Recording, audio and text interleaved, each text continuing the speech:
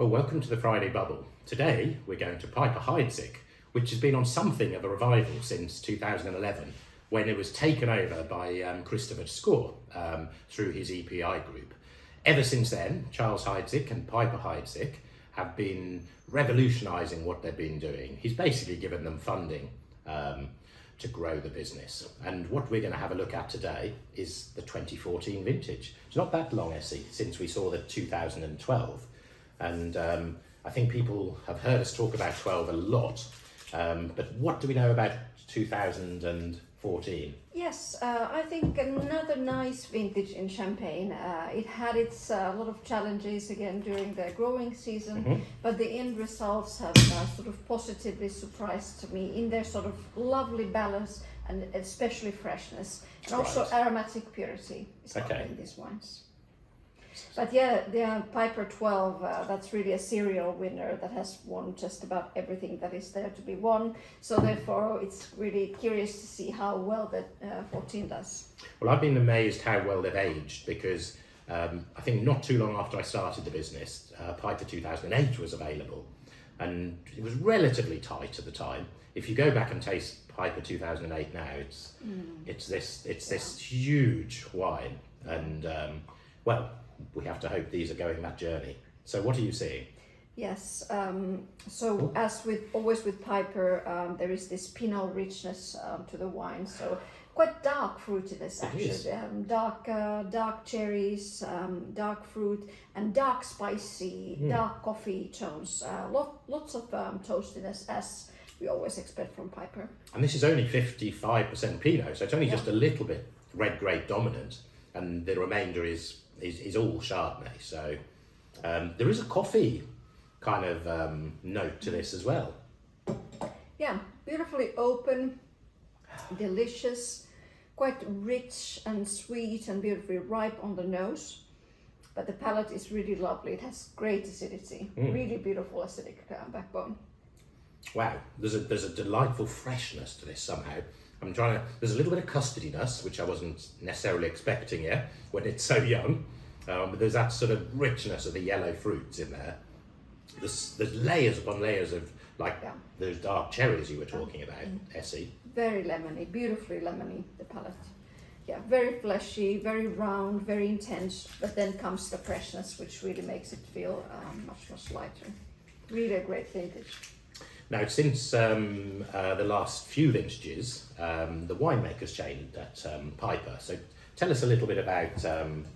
So Emilia Butia, the young chef de cave, coming after the very legendary Régis Camus, of course, had big boots to step into, but a great winemaker whose results we can taste from 2018 basis onwards. Right. So these are still from by the previous team.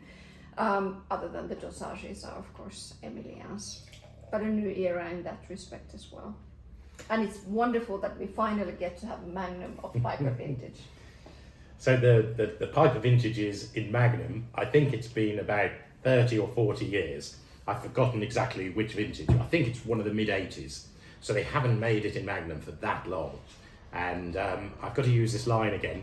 We were lucky enough to taste this at the winery quite a couple of months ago now. And it just blew my mind at that time. It was incredibly forward, which was surprising. You've tasted it, Essi, I haven't. Yeah. Is it... I haven't tasted it yet today, but I was just about to say that if you love the coffee on the bottle, you will absolutely love the coffee on this one. It's gorgeous, so refined, so coffee with cream, cafe latte type of coffiness. But yeah, what is one of the wonderful things that the new owners have brought is really the understanding that Champagne is a wine and the appreciation for Magnums. So now they really are making Magnums of most of the wines, which is fabulous for these so brilliantly aging wines as Piper. So there's a beautiful Magnum effect, sort of that little, that smoky charm. It's what I remember from a few months ago when we tasted it at the Maison. This has less of such dark fruitiness, but this is more tropical. This has pineapple. This has papaya, very crystallized fruits. It's a more marmalade-y. Quite actually lovely ripe aromas for the such a cool year. Actually, it's interesting you say marmalade-y.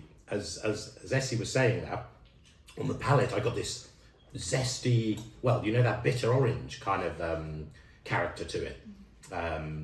Beautiful, and I wasn't necessarily But the expecting it. coffee is also beautifully present on the palate, you know, since Right. the smoke until, you know, smoke of the nose, then up until the finish of the palate. Lovely silky drive on the palate, really smooth. I think if there's one champagne that's perhaps a little bit misunderstood or perhaps not known about, it surely is Piper-Heidsieck vintage, and Absolutely. as Essi was saying, it's won some brilliant awards in the past vintages, and well, I think this is looking like it's right up there.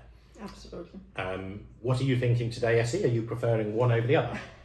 Well, as you know me, it's always the same story. I love the Magnum effect. I love that extra toast. I love that extra reductiveness and that beautiful texture it has. And this is kind of, what should we call it? It's a relatively light dosage, so it's 7 grams. And to be honest, I wasn't even going to mention it because it just seems to, whatever it's doing, it's in there and it just seems seamless. Absolutely. I'm really enjoying the Magnum, Essi. Are you? But of course, yes.